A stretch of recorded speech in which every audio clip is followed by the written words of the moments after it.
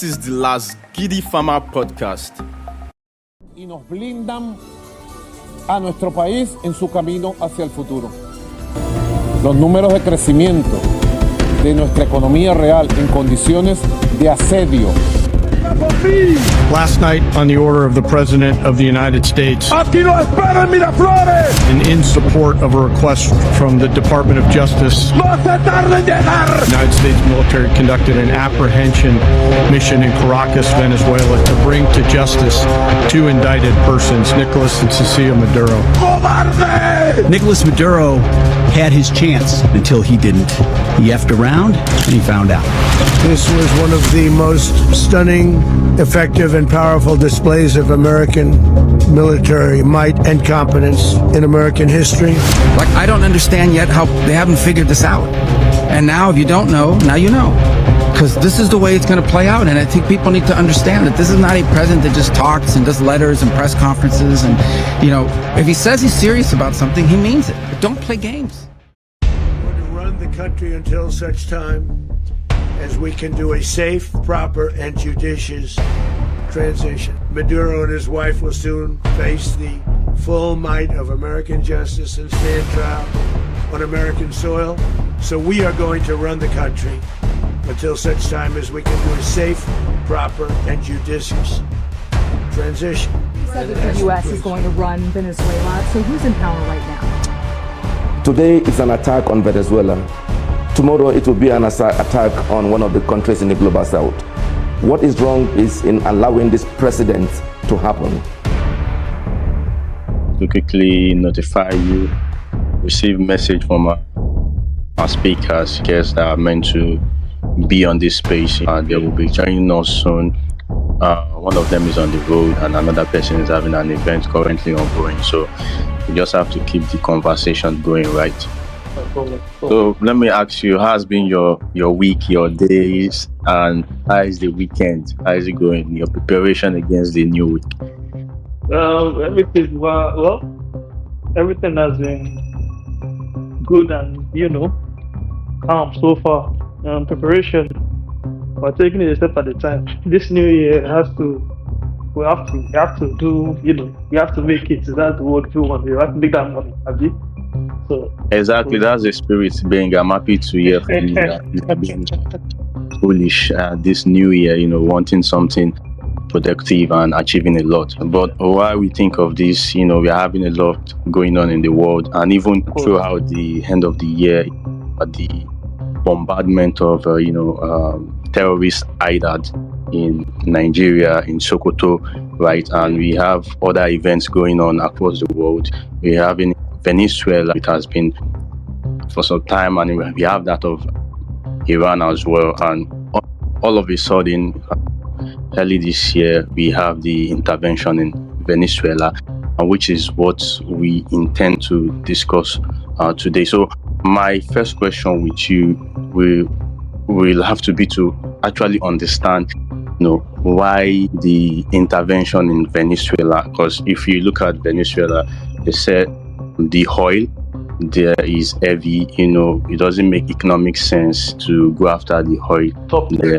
So why then is the US, going into Venezuela, to take over the whole thing there if it doesn't make economic sense? What do you think? There's history to it. It's not just, I think that's what a lot of people have missed out. When going through my sources, when I mean like Time Magazine and all of that stuff, I found out that in the past, Venezuela oil wasn't nationalized, so it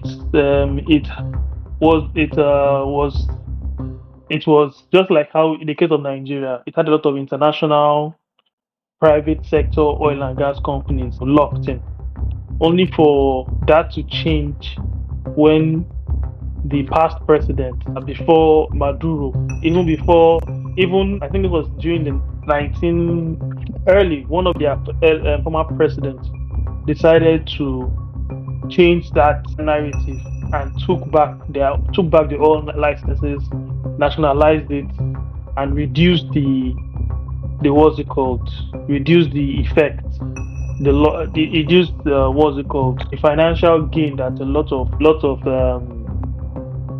American private sector oil and gas companies were hoping to get. And this led to this was actually a big blow to the likes of Chevron, the likes of Exxon, and so on and so forth. It was actually quite a big blow, only for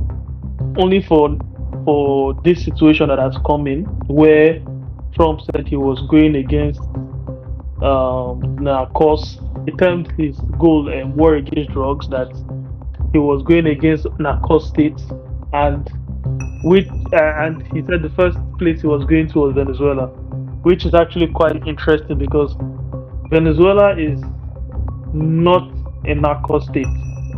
Venezuela is a lot of things, but a narco state is not one of them. So there have been operations that started happening in the country, and at first they started aiming at what's it called, random boats, random ships, to show actually aiming at actually going for the drug dealers who Americans termed as terrorists, only for the whole narrative to have now shift from going after boats to escalating it to the president. Venezuela had two options: either go to war with America, which is already a big losing battle, or just find a way to partner up or find a way to resolve it quietly. Fortunately, Venezuela, in its preparation to get allies, America decided to act first, and America acted swiftly. And now Venezuela is kind of under the management of America after they arrested the president, who I believe we can also talk about, because he's not the Venezuela ex-president. He's somebody who stole an election, and it's giving the people of Venezuela this mixed feelings, because they've found a way to remove the president that they didn't like, but now they've lost their independence, so to speak, because the person who has come into power is the vice president, and the vice president is more or less a figurehead. Now we are hearing stories of Venezuelan oil being serviced in America to America citizens. This was the oil that was initially meant to go to either Russia, China, and now it is now serving the American people for free, which is quite amazing in its own way. There is a lot of let's just say that this, I don't want to say this has happened before, but I think this generation, everybody's just shouting because they didn't expect it to go this far. Let me stop here. Yeah, so Bigga, that's very interesting submission from you. And the whole situation that we have here is sort of complex.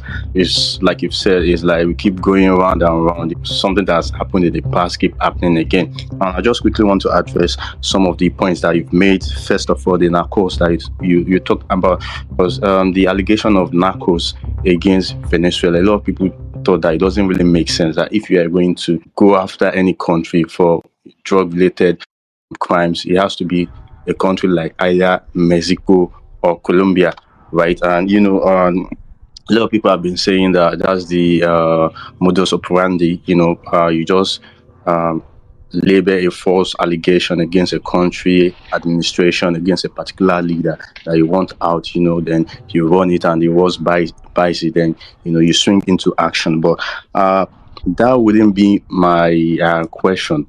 Just to buttress your point, my question now is that, looking at Venezuela oil, 80% of Venezuela oil is bought by China, right? So we have this sort of Chinese influence in Venezuela. But my point is that now, like we've seen in Iran, we've seen in Syria, whereby you have a major superpower having trade with some country that is in distress, that is having a lot of blockage, from the Western region, right? And when issues come up like this, you don't have a counter action from China and Russia.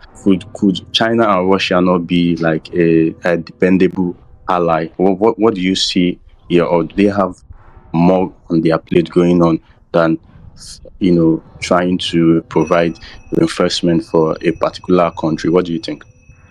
Okay, first of all, let me also add to this because it needs to be added. This was previously, I was thinking I'll add this. But before America tried to make a move, they actually gave out an information that one of the cartel of the Sun, was a partner, had close ties to the Venezuelan leadership. So, and since they have been designated as a terrorist group, then that would give that would give America a reason to attack, because any ties to a terrorist organization that is against America means that America can intervene in any shape or form. So I honestly just put that out there. But when it comes to foreign allies, the truth is this: what's that word? When you are big, you are big. Unfortunately, not much unfortunately, reality is that America has just flexed its muscle in a way that the other two countries, that's Russia and China, never expected it to be. If we say the truth, America has become a diplomatic superpower, though it has been a force of nature when it comes to its military and everything.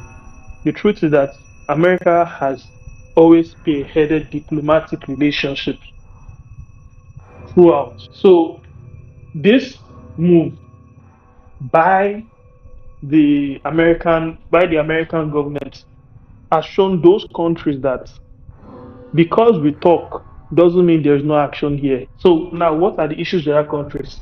In the case of Russia, Russia has pulled itself thin with the whole Ukraine war. In real time, the myth around Russia has crumbled because Russia has not been able to defeat a small country like Ukraine in how many years? They've not been able to achieve what they aim to achieve by starting the war. In the case of China, I think the biggest shocker for a lot of people was China, because they said that even if Russia can't go, at least China will try to protect its interests. China is not ready to fight America. China does not want to fight America. And that is that's the truth. No matter how much there's a lot of chest beating. The truth is that no country is ready. Nobody is ready to face America in any shape or form, financially or in military what's the word? Or when it comes to feet on the ground, military face to face or whatever. Sorry, the word I'm looking for has left my brain. Face off. Yeah, a military face off. I think it is the reality, is the truth. Because if anything was meant to happen, this Venezuela situation should have been a big deal. Because when America came in, China had sent ambassadors, key personnel to visit the president of the ex-president of Venezuela. And when the operation happened, they were there. So we do not know what happened to them, but the thing is that America doing that can give justification for any form of incitement of war or anything. But the truth is that right now, China hasn't done anything. China could have said this is the best time to go in for Taiwan. They haven't. Because for the first time, they've seen that America, with a pocket-sized military, can take a precedent and nothing happened. That is the reality. Thank you so much, Benga. And indeed, what I was expecting you to say, you did say it. In Russia, they have a lot on their table, facing Ukraine. They've not been able to take Ukraine in the number of days that they emphasized that they could take Ukraine. Yes. And let's be honest. Let's be honest here. You said that the world demystified Russia, but we must be honest and be realistic with this, knowing that Russia is not only fighting Ukraine, right? It's sort of a proxy war. In Russia is fighting NATO. They are giving Ukraine assistance. So also China itself, it has a lot on its table. It has Taiwan there. But some analysts have said that there was an agreement reached between the US and Russia. Like, if you allow me to have Venezuela, you can have Ukraine, and China, you can have Taiwan. So it sort of creates a legal basis for everyone to go after their interests. What do you think about this, Pinga? Those are very heavy accusations. But I'm not the truth saying is that people. No, no, I'm I not know, I saying know, it's I know, facts. I know, I'm just saying according I to some know. analysts. True. I'm agreeing with you. But the thing is that if that was the case, movements would have been made by now. Already, Russia has been doing this thing, so it's not. They've been saying they will settle. Ukraine, as long as Ukraine is getting money from Europe, they will keep trying to go the distance. And at the same time, Europe is cutting America. And in real time, President Trump is looking fighting for his life with the midterms in America because there is a high possibility that there could be a blue wave in Congress. And if that happens, everything that the president has been doing will be affected. So it's a case of, I think in this situation, it's a case of ticking boxes of what he wants to do early. That is my own opinion. Two, the only thing is that, like I said, Europe are still, right now, everybody's waiting for the midterm elections that are going to happen this year. Because the midterm elections will lead to two things. If the Democrats win, as people are predicting them to win, the two things are going to happen. Donald Trump's powers will be severely limited. And two, he could be impeached. He has almost said it. He has already said it himself when he was trying to canvass for votes for in this coming midterms. Right now, it's the whole idea is, in my own opinion, is for him to check the boxes that he can quickly check off before any of these things happen. And one of the first things he has done, because he knows for a fact that whatever he does, unfortunately, from what has been shown, any democratic elected person, they are not quick to reverse it, or they don't even reverse it at all. Any of his policies. When he got into power, there are a lot of policies that he put in that Joe Biden either dragged his leg or didn't change. So that is the mentality, or that is the idea, or the ideology. A lot of things are happening. Like, for example, he's the one that signed that America should leave. Was it Afghanistan or Iraq? I forgot, Iran or Iraq. I've forgotten the one that they left. He was the one that signed the deal. He was the one that did it, that said troops should leave. But when Joe Biden came in, it was already signed, so it couldn't be reversed. So when it happened, people were saying, why would Joe Biden do it? Him too, he tweeted, why would Joe Biden do it? Meanwhile, he was the one that did it. So those are the things that give the perception that right now he's trying to quickly take out some key things to his presidential agenda that he has set, and that's what he's doing. That is my own conspiracy theory. It is not a case of with those other countries, because America doesn't really respect those other countries. It might like their leaders, but it doesn't respect the countries well enough to actually want to give them what they really want. Because America is America, and that's just the reality. Let me stop. Thank you so much, Benga, for that. That was really informative, and just to quickly give us a breakdown on the state of reports for the Russian-Ukraine war. You started with that. The war enters his 1417 day today, January 2026, and Russia has launched about 33 airstrikes. 4,430 drones. And have launched 2,830 attacks, and we've seen from Ukraine as well. Reporting of 139 clashes. Drones of 154, and they've launched significant attack on Russia's energy infrastructure. I think recent we had of assassination attempt at Vladimir Putin, right? So I'll just quickly add on to what you're saying. Of all these superpowers, none of them wants to confront America right now. I don't know what it is. Maybe they don't have the capacity as America, especially for China. We hear a lot that China will be the leading economy. They have the, is it third or the second largest, military might in the world and all that. And maybe for some reason they are just the good guys or just prefer to be neutral. We don't want problem, we don't want war or that. But China is the largest importer of oil in the world. It's consuming 80% of Venezuela oil. It's consuming about 70% of Iran's oil. We are still going to come back to Iran, right? So basically now facing Venezuela. I think what is happening in Venezuela could be beyond just oil and energy security, repositioning the US, as a major force in the world, having this strategic leverage importance, in the Latin America and South America.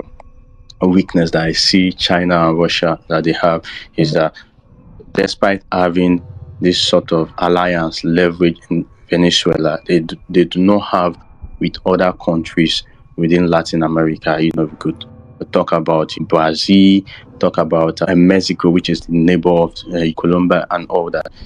For you to win a war in Latin America, you have to have some sort of leverage with other countries around, not just Venezuela alone. So I think the US is able to leverage that properly. But beyond that, we must also emphasize that Venezuela has the largest proven oil reserve in the world, about 300 billion barrels, and it also has the 9th largest gas deposit in the world and has a huge deposit of gold reserves as well as 61.2 metric tons, and it is valued about $25 billion. And when we look at this reserve, this huge reserve that Venezuela has, that I've mentioned, 300 billion barrels, guess the production that the country is able to make per day in barrels per day,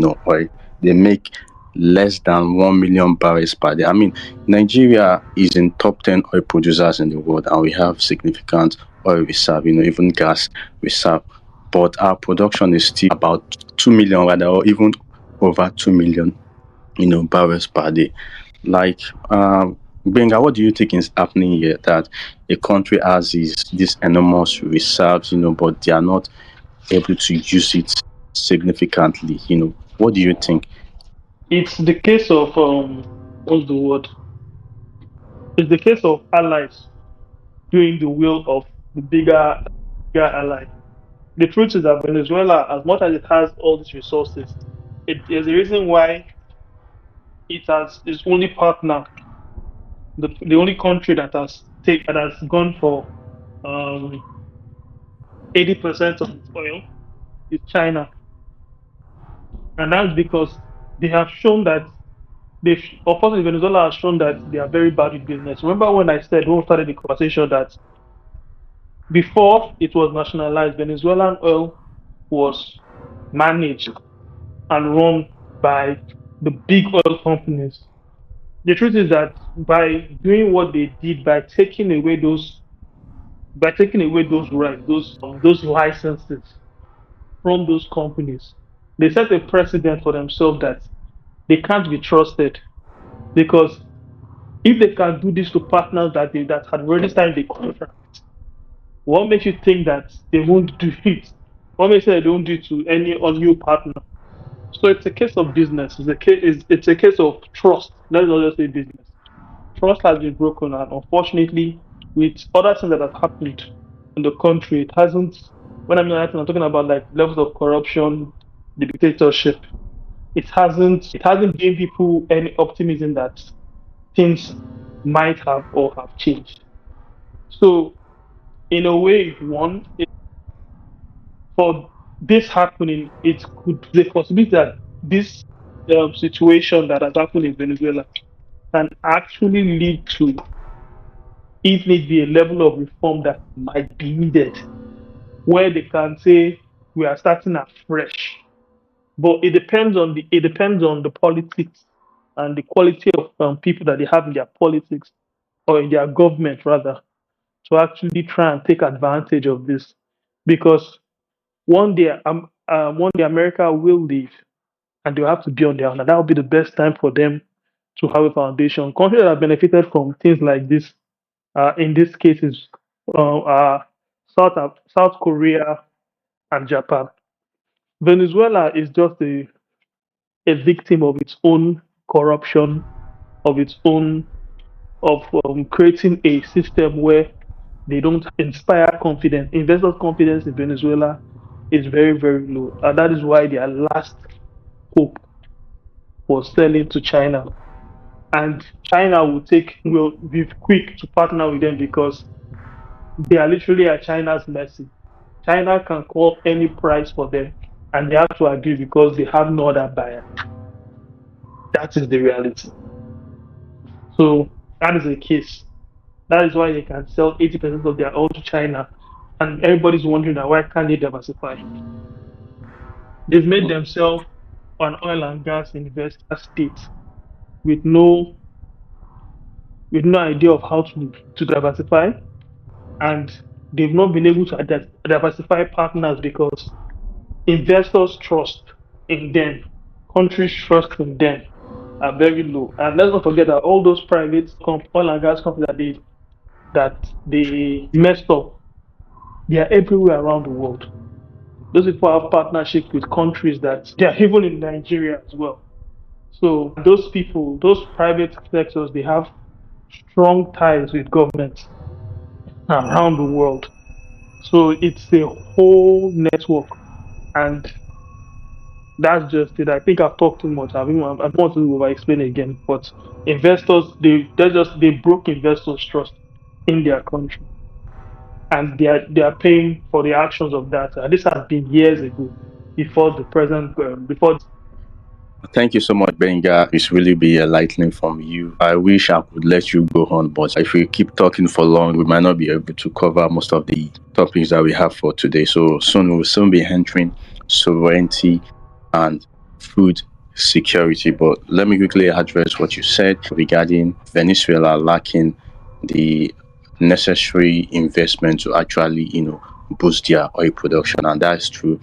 According to reports today, Venezuela is short of about $50 billion to actually meaningfully exploit oil from its reserve, right? And also Venezuela has been battling severe sanctions, blockages, and all that, that have not made this possible, and also seeing hyperinflation. This sort of hyperinflation could put the country in chaos, because when you look at what is happening in the country today, we have some faction supporting the US, supporting Donald Trump and singing his praises, and we have some other faction also fighting for Maduro, saying that no, you have to release our president, our oil is not for sale, and that, right? And you rightly mentioned as well that that lack of investment is why the production in Venezuela is today. When Trump talks about the US companies, Americans, being cheated in Venezuela, people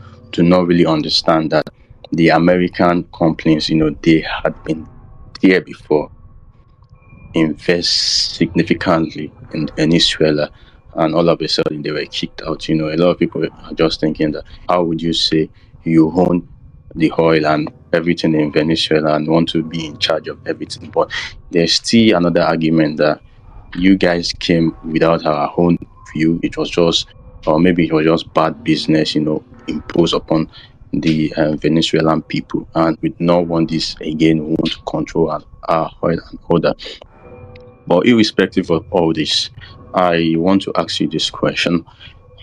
Even if we have a president, that is autocratic, he has this stiff rule, not doing well for the country and all that, or maybe he engage in drug trafficking, do you think the manner in which he was taken out, apprehended and extradited to the United States is the lawful way to actually go about that? So we have the International Criminal Court there.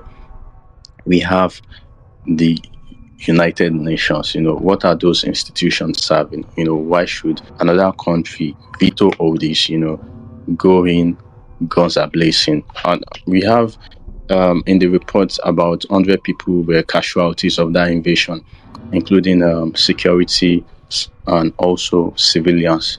This could have been avoided. And I also learned that Maduro rather was, seeking a way to actually amicably resolve things between the United States and Venezuela. What do you think about this? I'd like to hear from you. It would have been a topic about the legality of actually doing what has been done when it came to arresting the ex-president of Venezuela. But America at the moment has support from from the European Union, as well as the Latin America. I keep forgetting their names. Let's say the African Union of the Latin America African Union, the Lima group. They've all the countries, all the 16 countries have said that they are okay. They've recognized the interim president of Venezuela, and by them doing that, that means they're on board with whatever is happening. That's the reality. That is. But I like to bring you to notice that the interim administration and the president is actually the vice president of Maduro. No, of course. And we have the lady in opposition, that has been campaigning against the Maduro led administration and the party, that she would not relent until the dissolution of that administration from controlling Venezuela. And the US, they said they are in talks with the vice president. Maybe that's their preferred options. And the vice president has said that they are going to enter into business for oil exploration, and the US being in charge of selling it and distributing the proceeds between the United States and Venezuela. The reality is that there was a lot of question marks on the opposition lady, because she's somebody who, even before this happened, a lot of people in the country claimed that she sold her soul to Trump, to the Americans early, with the hopes that she would become president. Unfortunately for her, things haven't gone her way, because she released a lot of statements. She has done MAGA talking points, all of that. But in the end, it seems that it didn't go things her way. And I don't want to say that is good, but it shows that America doesn't care. America doesn't care about your politics unless you have the right economics to back your politics, and that's the truth. And right now, the person who, even though he might not have the same talking points, but he agrees that with maybe some of the policies, or someone that is easily agreeable, is the interim president. And it's, I don't want to say it's sad, but it's a needed change, because, like I said, Venezuela itself, has been in big problems, has been in a state of disarray, and we've not had this. This is the best chance, and it might be the worst. It might have happened in the worst possible way. And this is not me trying to say that what the action America has taken is bad, good, but this could be the best chance for a reset that to happen in the form of politics and governance in the country. When it came to America to identifying who they can work with, they found the person who was agreeable to work with, rather than somebody who, because the truth is that the other lady, the opposition lady, she's a chaotic actor. She's somebody who can say a lot of things, but in the long run, she can decide to not toe the way of the American government, and that would be another whole conversation again. So there's a lot going on that isn't just That is not just straightforward like that. Thank you so much for that, Benga. So let's get into sovereignty threats, right? A lot of people are saying that if this can happen to Venezuela, it could happen anywhere in Latin, in Lima, South America, North America. I mean, even in North America, the part constituted by the United States, Canada, and the Danish territory, Denmark, where we have the Greenland. We see that the United States is threatening to take Greenland. And the president said recently that it's not even a matter of whether yes or no, that they might consider exercising military force there, taking it over, right? So let's leave that aside. Let's go to the Middle East and Africa, where we have bulk of countries in the category of developing countries, right? Under global south, these are sort of weaker nations, and they are not nuclear armed. They don't have this military might and others. Could it be that what we see with Venezuela and threatening to happen with Iran, could happen anywhere in the world? And we've had history of that in the past. You have Iraq, you have Syria, we have the occupation going on in Palestine. We have that of Afghanistan and all that. Do you think that this could be a new reality and possibility of the world? If you don't align with the superpower, you could be kicked out for any allegation, maybe narcos, maybe oppressing your people, or maybe having BMD, weapons of mass destruction, like we had of Saddam Hussein then. What do you think? It's not straightforward because in the end, it's a case of legality.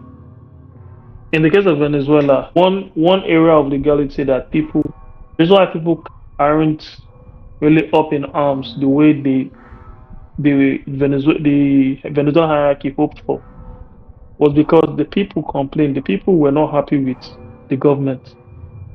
So it made it easy for that to happen.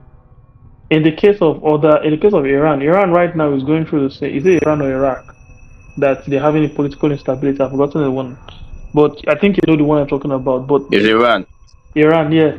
They're in a case as well where the people are not happy with the governance of of people who are meant to govern them, and all that is needed is a justification. Right now, other American leaders will not want to do it, or will not even want to participate. To a leader like to the present president of the country in America, if there is value, if he believes that there is value in America actually exploring that option, they will explore it. That is just the reality. That's the reality. So while people are trying to discuss the legality, as long as there is an avenue that they can take to stretch out a legality, it will be done. In Venezuela, there are more people shouting that the president should go, the ex-president has been rightfully taken, than there are people calling for him to come back. That is the truth. In the case of the others, the other countries, like I said, the other countries are in a situation where they have to find a way to calm things down, because a lot of people are trying to protect themselves. A lot of leaders in the country are trying to protect themselves right now. They've realized that with America doing what it's doing, they can't continue messing around. That's just the truth. And as long as they have what America needs, because let's keep it a buck. There was a time where America, just last year after Christmas, they threw bombs to Sokoto, and they didn't even throw it. Let's not say they didn't throw it well, but they threw a missile rather in Sokoto. And unfortunately, or rather, the thing that it has done is to, maybe since then, to be fair, we've not really heard much of terrorism like we usually hear. And we also had to give Nigerian effort this thing. But the reality was, what could they gain from Nigeria doing what they are doing? The thing is that they looked at, I said, not much. In Greenland is a different situation because Greenland doesn't have political instability. The only thing they have is an issue where they want to be independent. Most of them want independence from Denmark. So that's just the only difference. That's why they can't really do much because they are not. They say that they want to leave, but they only want to leave if they are independent. They don't want to be a 51st state in America. That's not what they will sign up for. So they can't do much. And truth is that if America decides to go overdo and decide to Denmark, Europe will have to intervene. And before you know what's happening, China and Russia are licking their lips at a situation where they might actually ally themselves with Europe, and that could change a lot of dynamics in the world power. So it's not something that can be taken lightly. So the Greenland situation at the moment is just noise. At the moment, it's just noise. It's a little bit of chest beating, but it's just noise. But when it comes to the other things, the other countries that their situation on ground is very shaky. No justification. Saddam Hussein, not even Saddam Hussein, Gaddafi created justification because people were not happy. Not all the people were happy, but there was a cry of a section of people that were not happy with how he governed, and that made it easier. That created a quick justification. It was even the people themselves that brought him out and finished him, not the Americans. The Americans, they might have incited in their own way, but that's the reality of it. If the things on ground, if the situation on ground looks dire, a little regime change is always on the table. And right now, we are seeing it in real time with people like, what's it called? With countries like Venezuela. That's just the truth. We are going to see it again in a different country. We might see it again in another Latino country, a Lima group country. If or when America decides to be honest and say they want to actually take down narco states and they look towards Mexico, what do we do to Mexico? I think we've not seen enough movies. The only reason why I always said America has not done what they want to do to Mexico is because the large number of people that will leave Mexico and leave Mexico to America to become justified refugees would be too much. And America is they're not ready to navigate all of that. That's just the truth. And that's why the cartels are able to, because America are looking at it like, if we do what we want to do, we are going to have justified refugees. That's just the problem, and America doesn't want that. America is already complaining about the fact that they have a lot of immigrants. They don't want to have that scenario. So there's a lot of dynamics going on when it comes to the idea of regime changes because they don't like one country or the other. In the end, it's about the geopolitics of it, the resources that they can acquire from it, and at the same time, what gain can America get from this? Right now, America has crippled China in its own way by taking away Venezuelan oil, because Venezuela has mad amounts of oil. The only thing was that maybe China was not buying at the rate that they hoped they would buy, but they had plenty oil to give. Iran right now, that's another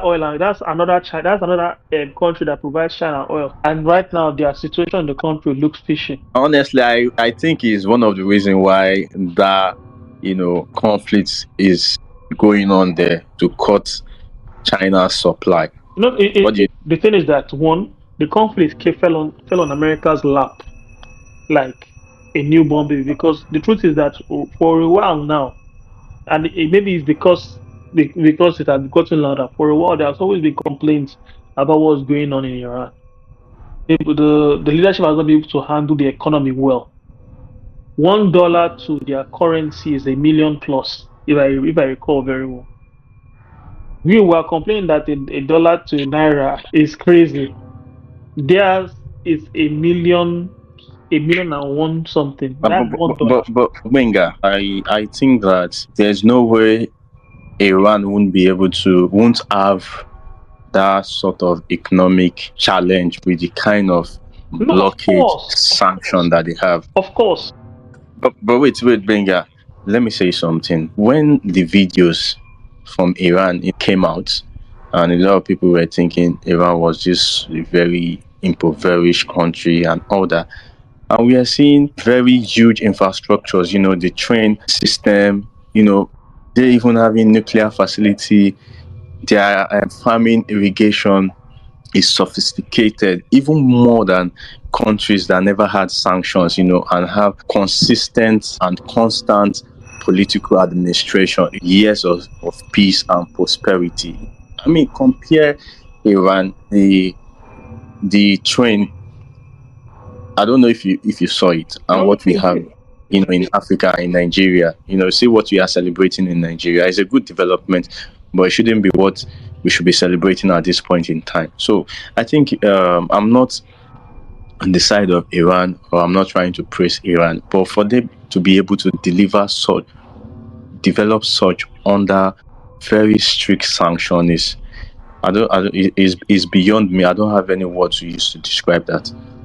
Let me explain. Yes, they've been able to do what they can with the sanctions, which is actually quite admirable.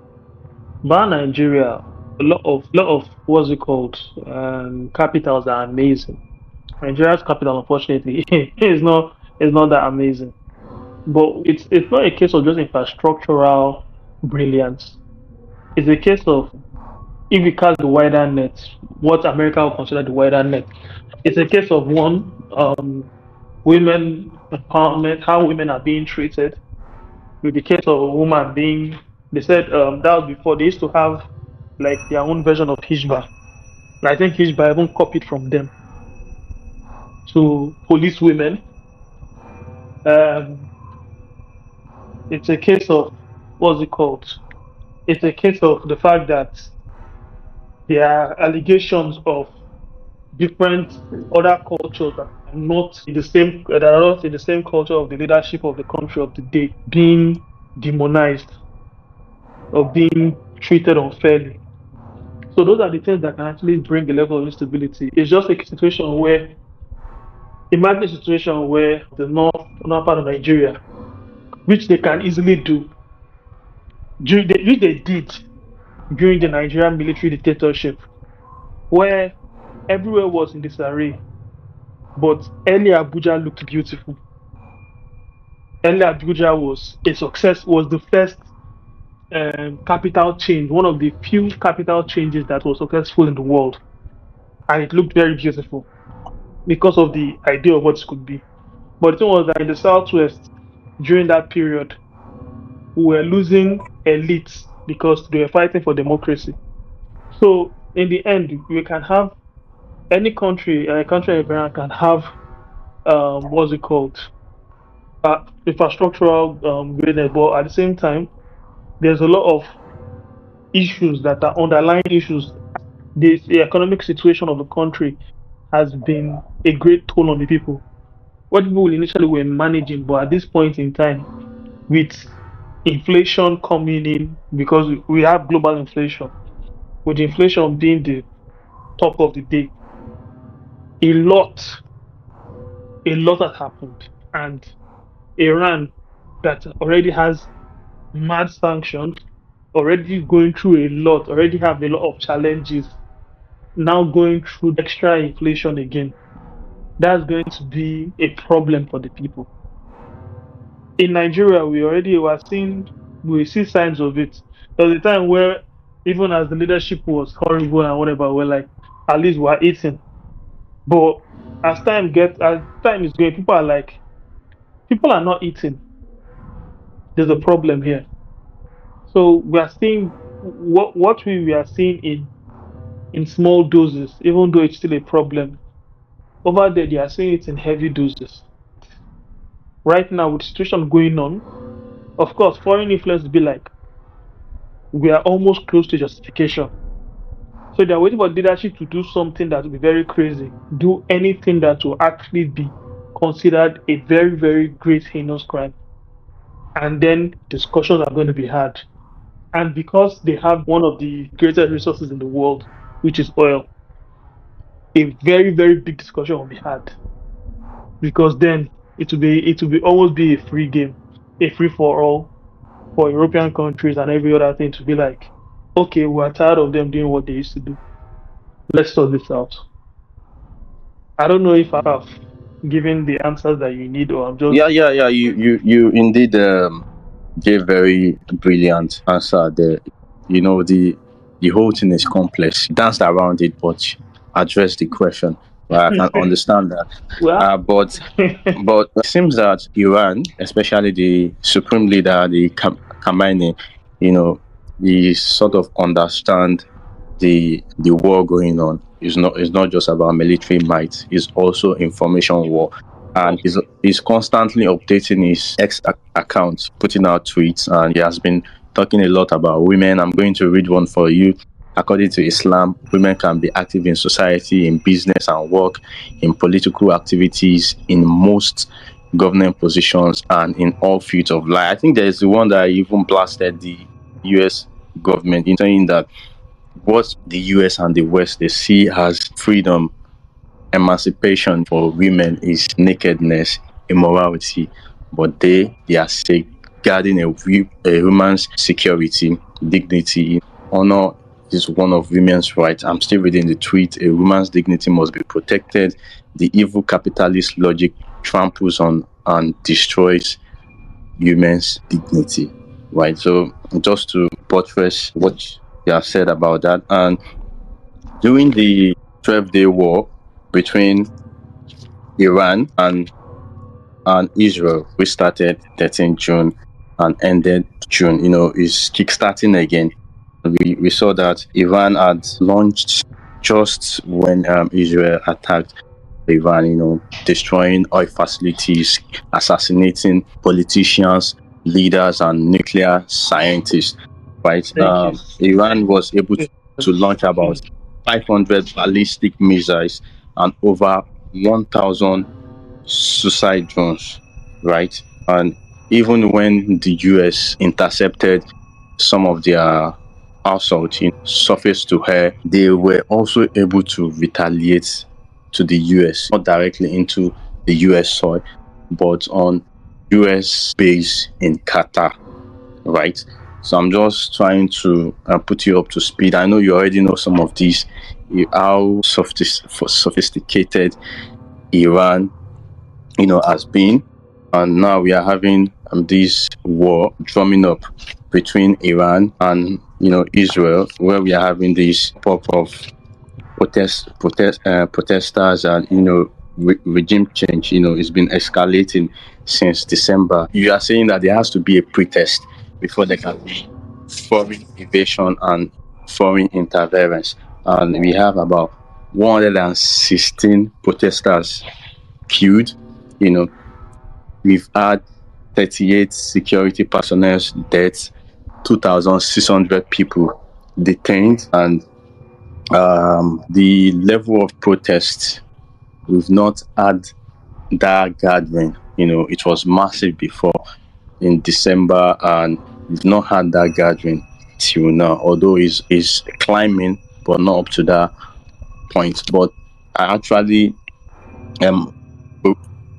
in line with what you said, and that before there is foreign invasion, there has to be domestic event that enables that they can use as a precursor for it. Right. So we are going to enter into geopolitics properly now, talking between the strategic interest in other countries between the US and Europe. So recently, the Trump administration, talking about President Trump, invoked the Monroe Doctrine. He said that we forgot about it. So basically, what is Monroe Doctrine about? A policy that was created by President James Monroe back in 1820 to oppose European interference in the Western Hemisphere. So is one of the issues that we are having in Venezuela, French Africa, and also the alliance of and the Sahel people. We're talking about Burkina Faso, Mali. So these are places that we've seen some tweets that Trump is actually targeting to the French president, right? So it seems the US is not really happy with France, and there could be some sort of hostilities that we'll be seeing in the future, especially in French Africa. What do you think about this? At the moment, they don't really care about French Africa. Unfortunately, the truth is this: the Sahel region the Sahel region have shot themselves in the juntas in the Sahel region have shot themselves in the foot. That's the truth. They've taken the responsibility that they've taken the responsibility that they cannot handle. So right now, it is not a case of how far they will run to America. It's about when. It's just who is going to be the first person to do it. The reason why is because the level of insecurity has been crazy. In the one that they cheer for all the time, the Eyon Burkina Faso, Eyon Mayweather over there, he has lost they've lost close to more than half or close to half of his territory to insurgents, and that's the truth. If we remove paid influencers, that is the reality they are dealing with, and it's not the only one. The brother in Niger, is going through the same thing. They've gone to Russia. Russia does not have their time. Russia is dealing with Ukraine. They sent what's it called? Well, I've forgotten what they call their group. They've sent those ones to them, and those ones have not delivered. France, who they kicked out, had a more success rate, which is damning. Because at the time, the reason why people agreed with the junta was because they believed that they would get. The major reason was to actually get somebody who will actually win against insurgency. They didn't do that. So it's not a matter of if, it's when. It's the reason why I look at what government did by sending that missile to Sokoto as a warning to the junta, not necessarily attack on Nigeria or northern Nigeria. It was a warning shot that if we want to, we can reach you.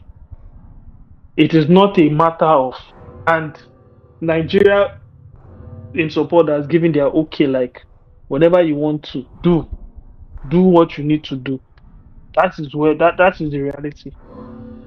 So as much as I want to praise any country that finds its way out of francophone influence, the matter is that the way in which these juntas have actually gone about it has been a net negative to the people, not even a positive. It's actually quite dire. Very soon we are going to, or it's already happening, in northern Nigeria are going to be seeing a level of population growth. And right now, a lot is not being said because the election is coming. But you're going to see a large number of population growth because people are running from their countries because the countries have been lost to the junta. If you see the news coming out from Mali every 2 or 3 days, it is damning. That's just the truth. It is damning. The fact that there are places that cannot get fuel because the juntas actually disrupt areas of the country where they can get fuel or where they can't get fuel. That is how crazy it is. So those people, they have failed. The thing is that they are not ready to say we failed yet. And it is a negative to the people. The only people that are going to suffer for it are a lot of people, all of us that are the coastal part of the countries. So the Benin Republic, the Nigeria, the should I put that? I won't put Ivory Coast. I want to say Togo, but Togo have been flirting the Togolese president has been flirting because him too is a dictator in his own way. So we have all those problems there. The only thing is that right now, like I said, those ones they've goofed, unfortunately. They've not handled that situation well, and they will not. The only thing is they can only pay for social media ad in real time. Right now, they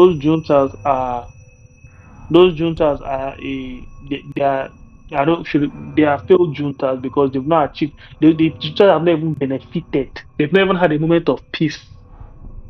So actually say let them steal the way they want to steal or to govern the way they want to govern. They went about everything wrong. Kicking out France when you've not won a war is damning. And it would have if they had kicked out France from a position of peaceful time, that would have been very different. But they moved too early, and now they will lose. They've lost territories. All of them. The only people that the Benin Republic people are always going to be grateful because let's not lie, that brother is not smart enough to govern the people the way he needed to be governed. So yeah, let me stop.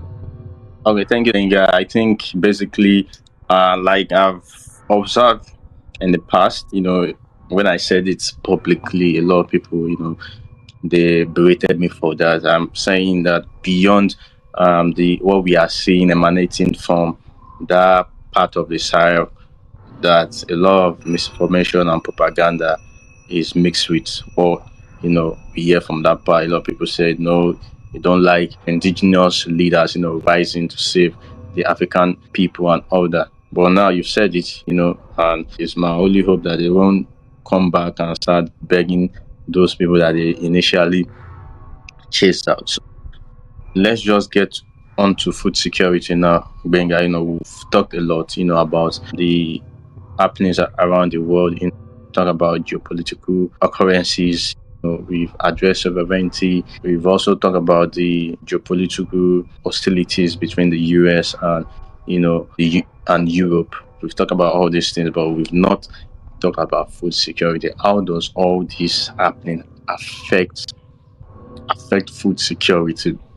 So, I'd like to go back to where we started this conversation from, Venezuela. Venezuela has a huge population, and right now it has the fourth largest number of people that are food insecure right now, with 9.3 million people, and it's also having immigration crisis. With this crisis that they are having, the political instability, about 7 million people are displaced. They are going to neighboring countries, and this country as well, they fear that should this crisis continue, it's going to lead to more immigration their countries, stressing their infrastructure. Countries like Colombia, Peru, Ecuador, that neighbor Venezuela. And also Venezuela's exports fertilizer into Trinidad and Tobago. So now if we don't have normalcy, peace in Venezuela, the Venezuelans themselves, talking about the 7 million, 0.3 million people that I've highlighted, they are going to face hunger, and more people from Venezuela are going to face hunger. We've mentioned quite a lot of economic challenges, pushing people into extreme situation, hyperinflation, the cost of production as well, cost of farming. It doesn't make it easy to easily access, have meaningful income, also be able to afford food. We have that, and also that they are critical to some input supply chain like oil, fertilizer, oil being used to run farm machineries around the world, and they have the largest oil reserve, although they are not producing as they should, under 1 million barrel per day, right? But in light of this, what do you think is the situation of food security in Latin America and in Venezuela would be if this crisis continues? It's going to be more of a population dilemma crisis, an immigration crisis to Latin America. And like I said, it's Venezuela has. I think Latin America has already been dealing with all these problems from Venezuela already. So it's not a case of what's it called? Like, would there be new issues? There are these problems are already there.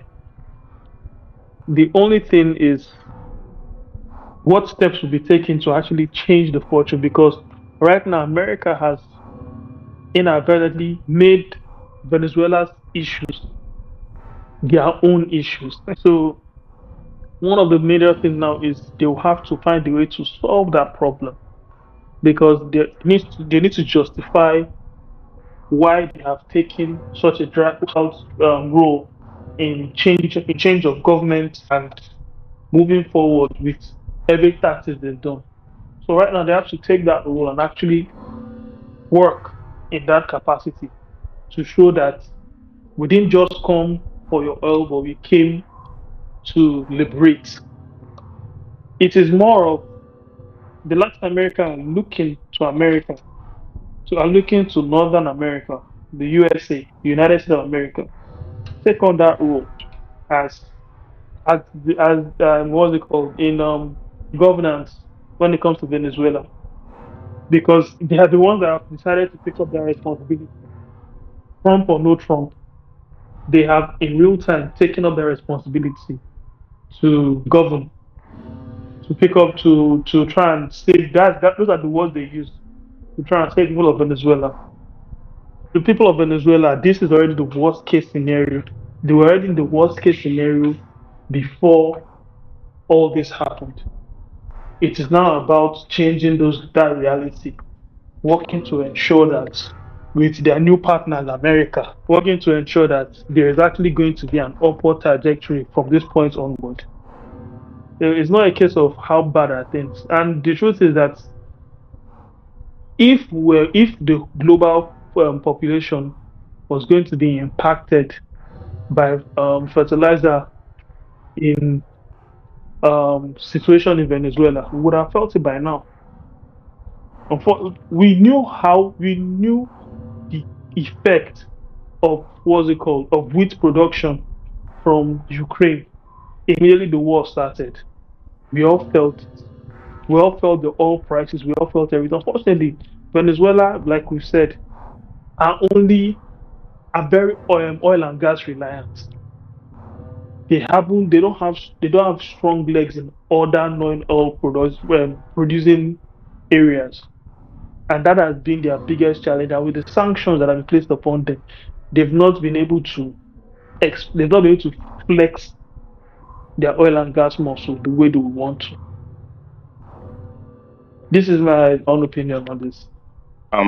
You're absolutely right. The food security situation would have food insecurity issue in Venezuela, but the impact might not be much to have this sort of global things like we saw for Russia-Ukraine one, especially from Ukraine, the supply of wheat, fertilizer, and some other grains from that region.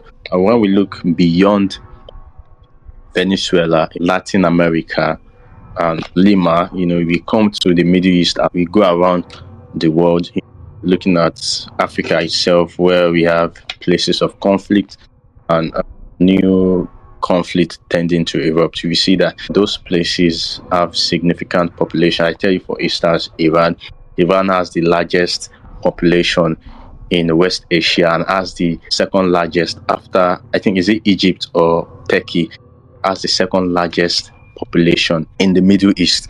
And also that Iran has one of the highest food insecurity in that region, right? So if because they've had the economic blockage, the hyperinflation, but if we now have humanitarian crisis, right, so there's going to be a spillover from that, and we have more Iranians being food insecure, and we also have territory of food insecurity bordering Iran. We have places like Syria, Yemen, Iraq, Afghanistan, We have also Palestine, right? This is sort of frightening.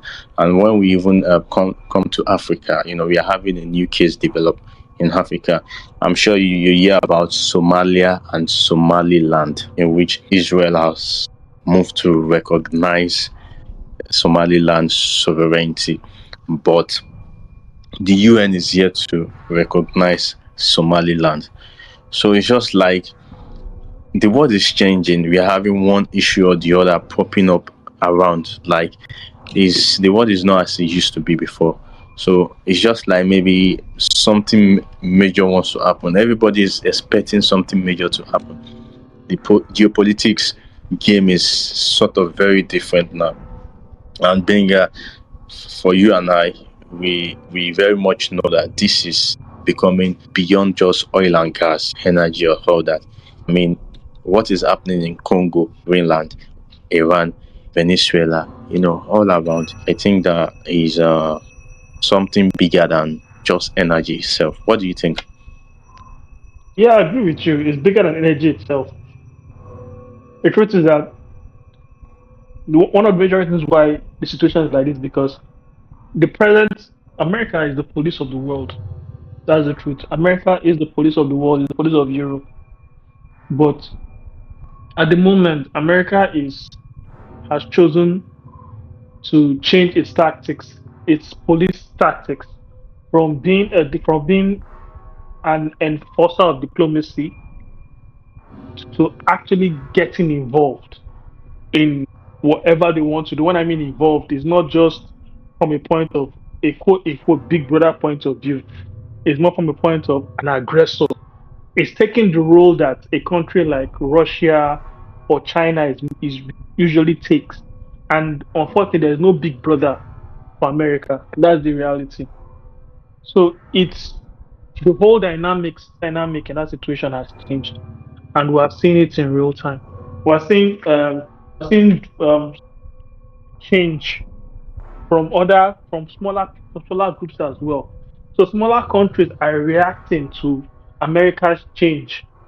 Israel has increased on attacks, and it has found a way to cause a balance among, let's say, I don't want to say like Arab adjacent countries in Africa. Like example, Somalia and Somaliland. Somalia and Somaliland has always been a very interesting situation because they have always been pushing for their own independence for a very long time from Somalia. They tried unification. They found out that they couldn't unify with the people of Somalia because even though they speak the same language, they used to be the same people. But after after colonization, they've become different people. And in real time, they've governed themselves in a way like they've done their own quote unquote the idea of Nigerian restructuring, where they are like a special area because and they've had successful presidential elections that have seen them actually govern themselves in the way that an African country should. The only problem is that the reason why the UN will not act on it is because if Somaliland is agreed upon, and I think I just said it last year or last 2 years, other African countries will decide to speak on their own idea of succession. And Exactly, you're right. You're right. and You're right. Europe is not ready for that yet because a lot of them are still doing de facto colonization. For example, you know that France will always be the first market for any other former colonies. Same thing with England. There's a reason why, as much as we want to say that we are no longer under the British, the reason why British influence is still very, very strong in Nigeria. And that's because Nigeria used to pay, I don't even know if it's still going on up till now, but due to the foolishness of past governments, especially military area, Nigeria is still paying, or was still paying, I don't know if it is or was, to former slave colony owners of Nigeria, stuff like that. So we have all those issues. A lot of African countries have all those issues, and UN will not intervene because Europe will look and be like, But Israel has taken the first step to, even though it is for obviously negative reasons. And the truth is that if they are doing it for Somaliland, is interesting because Somaliland is already a successful territory. It's not just an assumed territory, it's a successful territory. It's unlike places like are just shouting they want to succeed. They found a way to govern themselves proper without issues. They already have their own economics, their own geo-economics, or everything. They are good. They are literally separate from Somalia. The only thing is that they've not been given the thumbs up from the world government, and that's just it. That's all they are waiting for. Sorry. I think it is why Somaliland is very desperate for any recognition, and Of even course. from a nation that, despite they have opposing values, and they have the sort of language they speak where it emanates from, have this historic conflict, right? Even when it's coming from Israel, we want it. We just want to be recognized. Yes, and unfortunately, it's because people that they've considered partners have not recognized them. There are people that let's be real, the Arab countries could have done it, but they chose not to. Other East African countries could have done it, but they chose not to. The only time that I've heard about Somaliland being recognized is pressure groups from the UK trying to push it, because I think Somaliland at the time was, I think it was colonized by the British at the time. So I don't know. I'll have to confirm again. While Somalia was colonized by either the French, or I've forgotten the country that colonized them.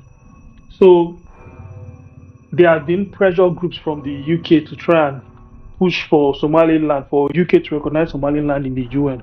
The only thing that, unfortunately, Israel did it first. But this issue of Somaliland brings a different sort of conflict, and the UAE has a major influence in Somalia. I'm very sorry to say, but UAE are playing a very dangerous game in Africa generally. They are sponsoring a lot of jihadist movements, and they've found a way to make themselves powerful. They've realized that the only region that they can actually play a level of influence to make themselves a small superpower is by meddling in Africa problems, and they've done it through religion. Unfortunately, if they've not fully been able to accomplish it in, let's say, in a place like Nigeria, because Nigeria is not a monolithic country. If Nigeria was a monolithic country through religion, it would have been a problem, or through culture. Let me not put religion. Like, for example, let's say like Yoruba Muslims are going to raise eyebrows. Most UAE tries to be funny, because they'll be like, they'll call out the bullshit. Northern Muslims, they believe themselves to be closer to Arabs than us Nigerians, which is amazing, to be fair. So they will be more susceptible to it, because they will say that I want to agree with my Muslim brother. When actually looking at the situation from a human point of view, we have those differences. Unfortunately, I think we've been seeing it. I don't want to talk about Sudan, because what they've done to Sudan is one of the worst things to ever happen. But that's a story for a different time. Their influence has been there. Their influence has been there. My influence in Somalia is there. The only thing is that right now, Somaliland has gotten recognition from people that they hate, but they've gotten recognition. And if your enemy gives you what you want the most, your enemy is no longer your enemy. Truth to be told, you've said it right. I've had a lot of horrific oral stories emanating from Somalia, the killings, and a lot of people have said is led by the group being sponsored by the UAE and all that. But let's come to think of it. Let's leave UAE aside for a moment and think about Israel. Why did Israel decide to recognize Somaliland? You know that they are going to enter into bilateral agreement, facilitating trade, and which is going to entail physical presence as well. Israel is also used at it as a way to disrupt what the UAE is doing. Israel was created to police the Arab region. I think we know that already. That has been said. This was said by Joe Biden himself when he was in Congress. I'm not saying it as I'm literally quoting. Yeah, I saw the video when Joe Biden was still much younger. Yeah, I'm quoting as a senator. Yeah, I'm quoting what he said. So the UAE has literally had a free pass because they've had so much money, they don't know what to do with it. So what do they do? Why not sponsor jihad in countries that are not doing so great and believe that through a jihadi supremacy they can govern, and those people will look at the fact that they've already gotten their first partner, and their first partner is the UAE. We don't even need to look far to look at the conclusion of what led to. We can look at Sudan, South Sudan, not even South Sudan. And no, Sudan. Sudan is gone, and the reason why it's called the UAE, Sudan is gone because the UAE has literally been sponsoring the other military guy, the paramilitary guy, the guy that was meant to be like a Hizbah. So it is the head of Hizbah rather. It is a problem. It is a problem.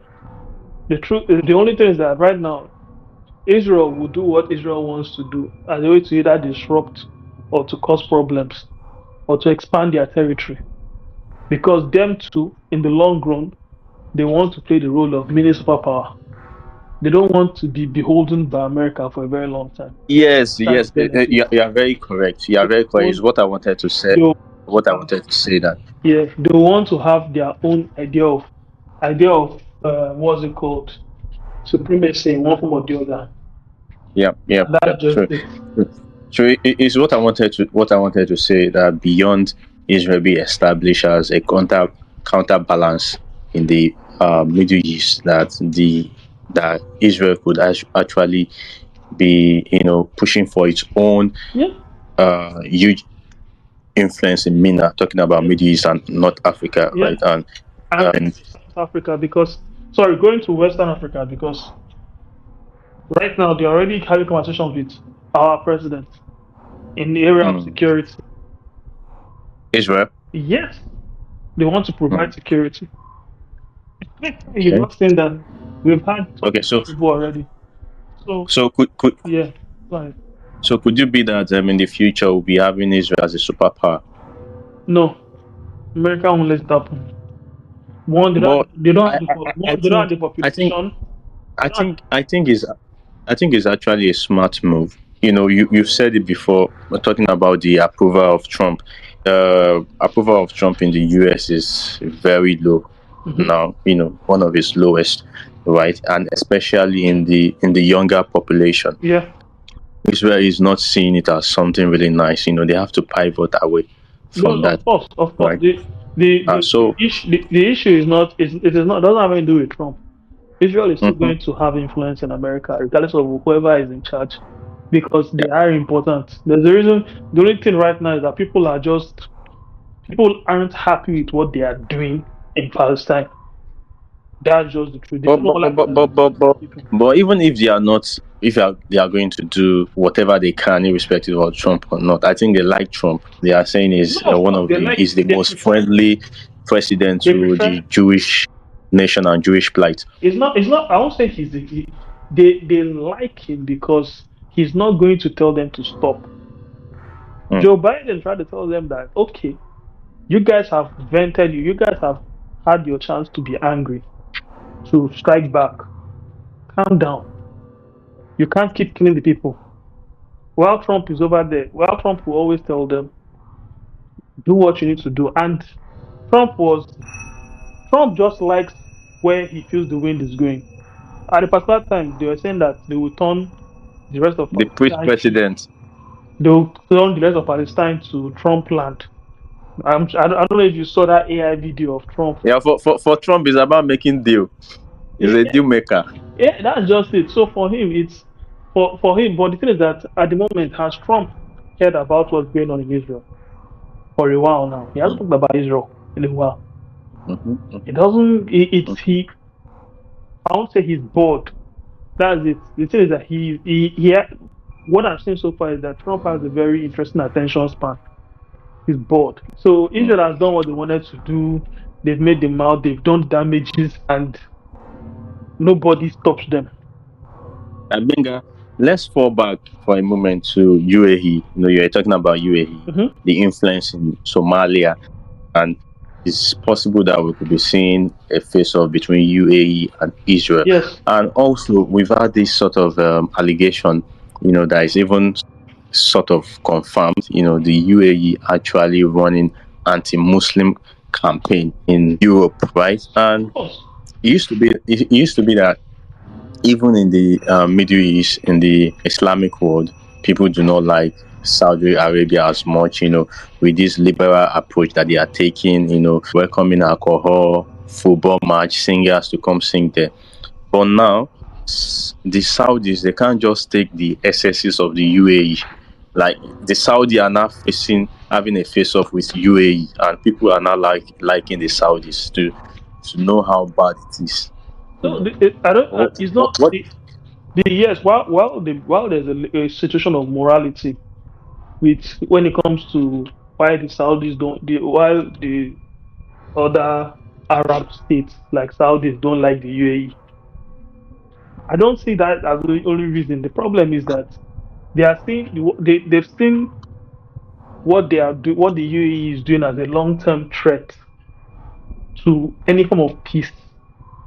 Well, is UAE not a Muslim country? Why is it doing that?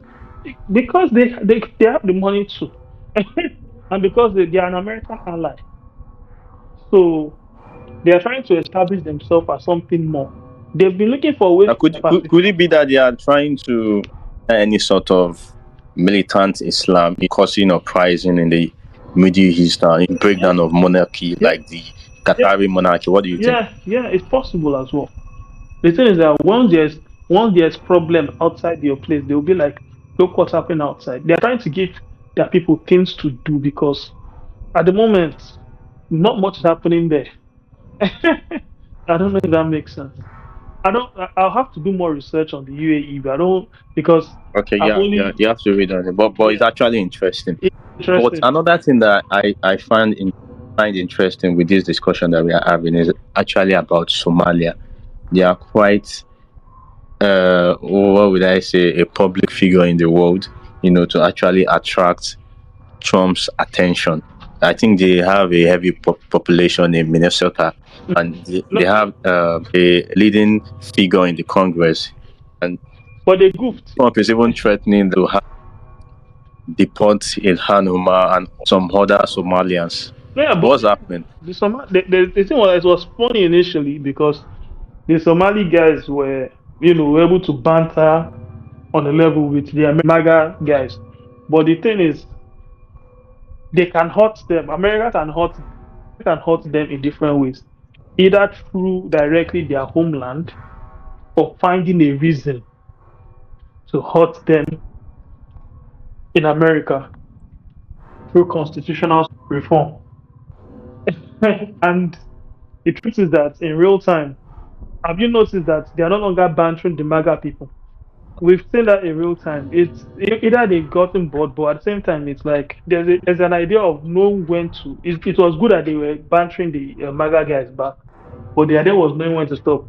When it came to the realization that in order for somebody to be elected in Minnesota, they have to play tribal games with Somalians. It rang mad alarm bells to MAGA, to right-wing America, because they're like, That should not be so. No group should have that power. Even African Americans, to an extent, didn't have the way, because, and unfortunately for them, they were able to unseat the Somalian guy that was there, because the white dude that got the that one, he played the role of divide and conquer perfectly. But they played divide and conquer perfectly to get elected. In the long term, Americans are saying that this is the problem. Why should there be Somalian influence in Minnesota? This is like an oversight for them. So right now they're going to find a way to correct it. And it will be very painful and it's very dangerous. But if you notice, like I said, attention span. Trump has moved the attention away from that. So Let's just entertain two more questions. I want us to end this by 7 o'clock. This is 6:46. We've got 14 minutes left. We've tried a lot. We spent about 1 hour 46 minutes. Let's quickly talk about what you've been saying before. Trump doing everything to cement all the actions that he has been taking. So I want to understand if you said that after Trump leaves office, it's not easy to undo some of these actions that he has enshrined. So I'm looking at the longevity of these, looking at people that we could be seeing running for the president position in the future, looking at Marco Rubio and J.D. Vance, right? And what do you think about these two guys? Like, Marco Rubio has been very strong in the side of the president, always giving the fire, in that he doesn't care about the UN, he cares about the US alone. So, what do you think about this? They always think the Trump hysteria or the Trumpism that was going on. The truth is that the Republican Party made a big mistake. It used to be a party of ideology, not in the individual. Right now, it is the party of the individual, and that is why Democratic Party is different.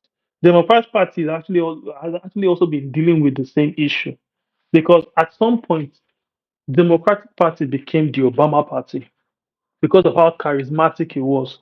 That is why till now they are always looking for someone that can excite them, someone that is a face, like a Clinton, like an Obama. We're seeing that in the Republican Party, there has never been a case like that. The only time that they've ever had a charismatic person from their history books has been Reagan. This is the second time that they've had a charismatic person govern them. George Bush Jr. was not charismatic like that, but he was a leader. He was their leader. That was just it. This is the first time, and the truth is that after this happened, it will take a while. I could be wrong, but I believe it will take a while for the Republican Party to recover, because there's a reason why Trump's approval rating is very low. His charisma has finished, and they can't. People have realized that they got their math wrong. People were angry with Biden, not knowing that Biden was sorting out the issues that Trump had brought on them. So, and that's what a lot of Americans don't understand. They don't understand that. I think this was the first time that the issues that a former president had done was so much on them that they did not know that normally when they change leadership, everything always kind of balances out. But for the first time, it didn't balance out. They were still suffering the repercussion of the first Trump election. But a lot of people were not patient enough to understand that this is the problem. And Trump used it to his advantage. Because Trump was talking about price of eggs. Price of eggs is still high in America. But they're not talking about it anymore. Price of a lot of things. Black unemployment in general has skyrocketed under Trump administration. But they are not talking. Before they were blaming Biden. They are not talking about it anymore. So the truth is that when we look at Republican faces are not at the moment it anymore. The only reason why, like I said, they're able to get what they were able to go this far because Trump was meant to be a charismatic guy. People were dancing the way Trump danced. Footballers, American football players, even their normal football, European football players were doing his dance, whatever. All that momentum has finished. Then to add to the matter of it, figures like Charlie Kirk, after he was killed, there is no brave. Let me not say brave. I don't want to use the word brave because I don't like him. There is no loud mouth like as popular as he is anymore, doing what he used to do with a brave face that is very charismatic. His widow has not handled his death well. She turned it into a showcase, and the people are like, "Nah, this is not it." So they don't have that. They don't have that person that is like their what's it called, spokesperson on the ground to help navigate this whole political climate. So when we're looking at the next Republican, I don't see a next Republican. The only problem is that we've not identified the next what's it called, the next candidate from anywhere, and that's why this Mandani election is like a foundation, because people have seen that people like what he said, people like his policies, and people were willing to vote for him and support him after he won the election. So now, in real time, you are going to see people speaking the way Mamdani spoke. The only thing is now who will be more likable.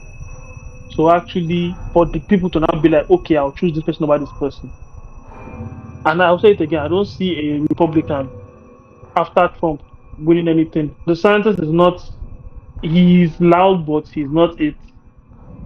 He's just loud. J.D. Vance, Republicans don't like him. So it's all over the place. Let me stop here.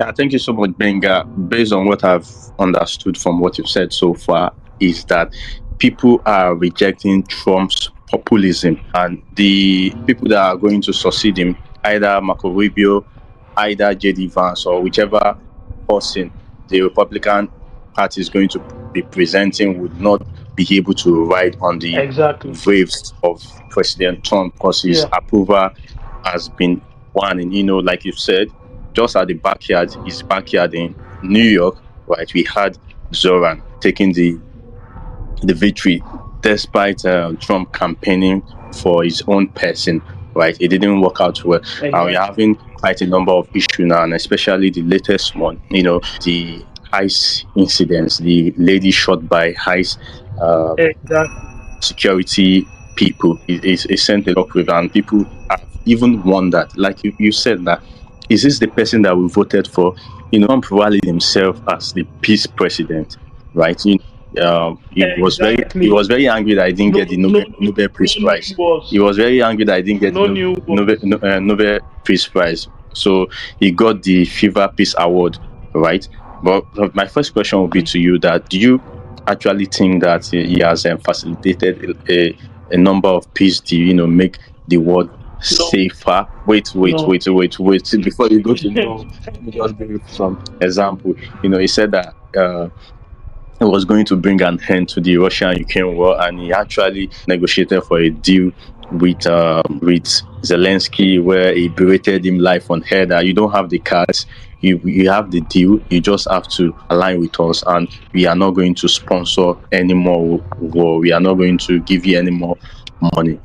He said that, and he also said that a broker deal between US and Iran, when they had this 12-day war and destruction of infrastructure and death of civilians in both countries, right? And he also said that if he brokered peace in DRC Congo between the Rwanda forces and the DRC forces, right? They're able to enter into a deal whereby the US will go there and exploit resources, for peace and all that. So, and of course, we still have the Israel and Palestine conflict as well. And, it has dwindled, where we had the Israel and Lebanon war as well, and then we have Venezuela. So in real time, we're seeing more conflict. And the only place that conflict hasn't reached is, it has actually reached Europe, but it is not. Europe is trying its best not to be fractured, because at the moment there is no reason. The person who was meant to police their collective unity. He's fighting wars that he shouldn't be fighting. Trump's mantra when he came into office was no new wars. In his first tenure, he didn't participate in any war. But in his second tenure, he has been at the forefront of he has participated in every war, even the Nigerian war, the Nigerian war we're in. He has participated, and unfortunately, what he did to Zelensky when they were trying to negotiate for peace has been this a it has been abysmal. It's actually even a morale killer for people of Ukraine, because what he said was that any big country can decide to swallow up a small country, and America would not support those small countries who are their allies. That was what he said. Trump's approval rating is definitely going to be hampered, because the promises that he gave, he hasn't been able to achieve. He has broken all of them. So he hasn't fixed inflation, as he's still participating in external conflict. ICE has been a disaster because they've not been able to manage immigration well. Till today, people will say that the president who, even though they don't want to admit it, and people have documentation because immigrants don't like it, the president who did more to curtail immigration and to deport people was Obama. But the thing is that it doesn't fit the narrative, because Obama was seen as a nice guy. So that is just it. Zoran is someone who is speaking from idealistic points for Americans. The only problem is that while he is the guy saying all the right things, Americans are not going to will never give someone the level of support that they will need. Democrats didn't even want Zoran to win. There have conversations around that level that Democrats were willing to support another candidate, because what Zoran is trying to do is socialism. It's close to socialism, and that is very anti-American. So Zoran is I'll say is a pick from. He's someone that is very lucky, because they saw that people gravitated towards him, and since then they've been on it. But after that, Zoran you will not see any other candidate that gives any form of Zoran ideology will be curtailed in the Democratic Party. The only thing is that they like some of the things that he's going to say, and are going to use those talking points in the future for any election. Apart from that, I'll say the Democrats this is the highest highs they will have in a very long time, and there will be a major American reset. But the damage that Trump has done will be forever. It's like Reagan. The damage that Reagan did in America still stays there. Trump's damage is not just going to affect American people, but it's going to affect the global population for years to come. So that's where we are now. So yeah.